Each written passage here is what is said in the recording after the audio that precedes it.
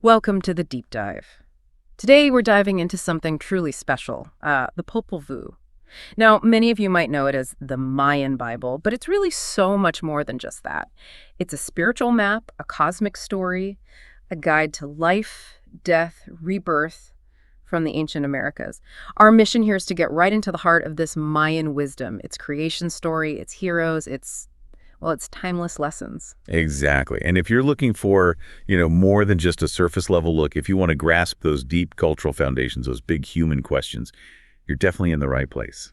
The Popol Vuh, it isn't just myths strung together, it's a whole world view, crafted with such poetry and depth. It tells us so much about being human, our place in the cosmos. It's quite remarkable. So let's start at the beginning. The Popol Vuh, what makes it so powerful? How did we even get this text? Well, its origin is a story in itself, really. Started as an oral tradition, passed down, generation after generation by the Maya people in Guatemala. Think about that. Centuries of stories, prayers, wisdom, all held in memory. Wow, just held in memory.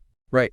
Then, in the 16th century, right when the Spanish arrived, a time of huge upheaval, some Maya figure, we don't know their name, sadly, did something incredible. They wrote it all down, using the Latin alphabet they'd learned. So taking this ancient oral knowledge and putting it into a new form to save it. Precisely. An act of preservation.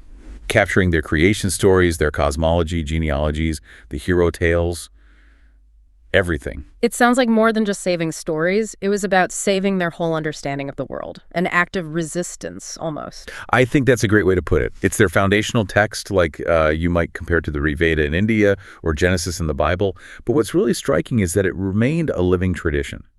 Despite everything conquest, colonization, the Popol Vuh helped keep that Mayan wisdom alive. It gave them a framework, an anchor.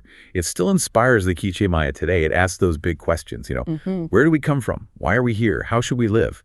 It's not just history, it's alive. That resilience is incredible. And speaking of where we come from, let's get into that creation story. It starts with such a still, quiet image, doesn't it? It really does. The Popol Vuh opens with this profound emptiness. Just sky above, calm sea below, silence, stillness, no land, no animals, no people, just potential. And out of that quiet, the creators emerge. Heart of sky, heart of earth, Tipu, Cucumatz, the feathered serpent. And they think, they speak, and the world comes into being. Mountains rise, rivers flow. It's creation through divine thought and word. A powerful image. But creating humans, that wasn't straightforward, was it? They had a few tries. That's right.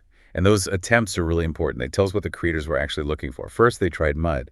But these beings, well, they were unstable, couldn't stand properly, couldn't speak clearly, just sort of crumbled and dissolved. Okay, so physically not viable. Exactly. They couldn't fulfill the purpose, to praise the creators, to keep the days. Yeah. So that was attempt one. Material failure, you could say. Right. And the second attempt, that one seems to get more into the spirit of things. Yes. The second attempt was with wood. And these wooden beings, they looked human, they could walk, they multiplied. They had no heart, no mind, no memory, and crucially, no gratitude. They just wandered around forgetting their creators, saying empty things. So they looked the part, but something essential was missing. Utterly missing. And the Popol Vuh describes their end quite dramatically. A great flood, a resin falling from the sky. Even their tools and animals turned against them because they were just hollow. It's a stark warning, isn't it, that just existing isn't enough. There needs to be consciousness, gratitude, that connection. A profound lesson about what makes us human. So after mud and wood, how did they finally succeed? What was the key ingredient? Maize. Corn. For the Maya, maize isn't just food, it's sacred. It's the stuff of life itself. So the creators ground yellow and white maize, mixed it with water, and from this dough, they formed the first true humans. And these beings, they were strong, intelligent, they had hearts and minds, they could see, speak, understand, and critically they remembered and gave thanks. So we are, quite literally in their view, children of maize. That implies such a deep connection to the earth, to agriculture. Absolutely fundamental. It means our very substance comes from the natural world, sustained by its cycles. It creates this incredibly deep interdependence. We need the earth, the maize, for life. And this isn't just a practical thing, it's spiritual. It demands respect, care for the land that nourishes us. It's a sacred relationship. Still is for many Maya today. That's incredibly powerful. Okay, let's shift gears a bit. From creation to maybe the most famous part, The Adventures of the Hero Twins, Hunahpú and Xbalanqué. Tell us about them. Ah, the hero twins. Yes, they are central. Hunahpú and Xbalanqué. They're tricksters, they're warriors, incredibly clever, symbols of resilience. Their story really drives a large part of the Popol Vuh. See, their father and uncle were great ball players, but they were tricked and killed by the lords of Xibalba, the Underworld. The twins grow up, find their father's ball game gear, and basically decide to challenge the Underworld themselves to avenge their father. So they head down into Xibalba. That sounds terrifying. What's it like? It's depicted as a place of fear, darkness, and, well, tricks. The Lords of Death are constantly trying to deceive and kill them. The twins have to survive impossible trials in different houses.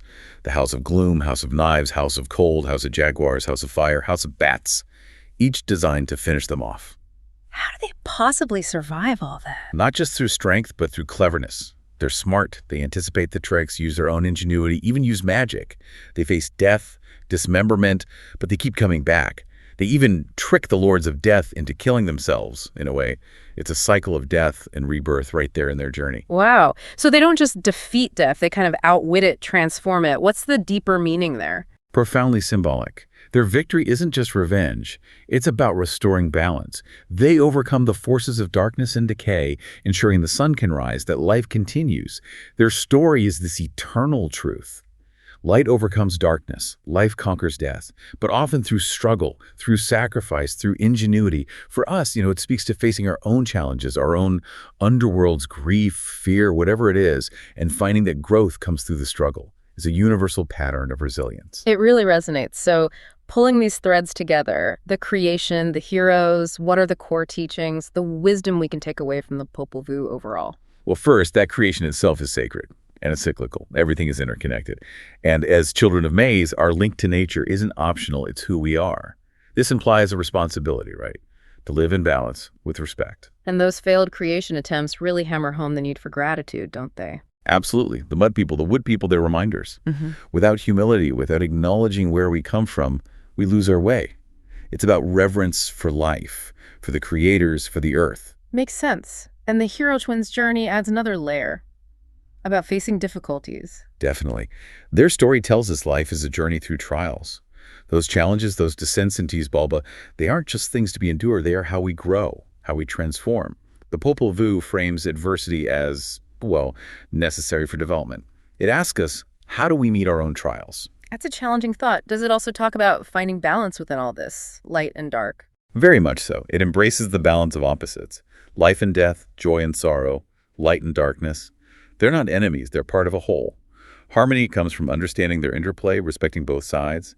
The twins defeat the Lords of Death, but death itself remains part of the cycle, put back in its proper place.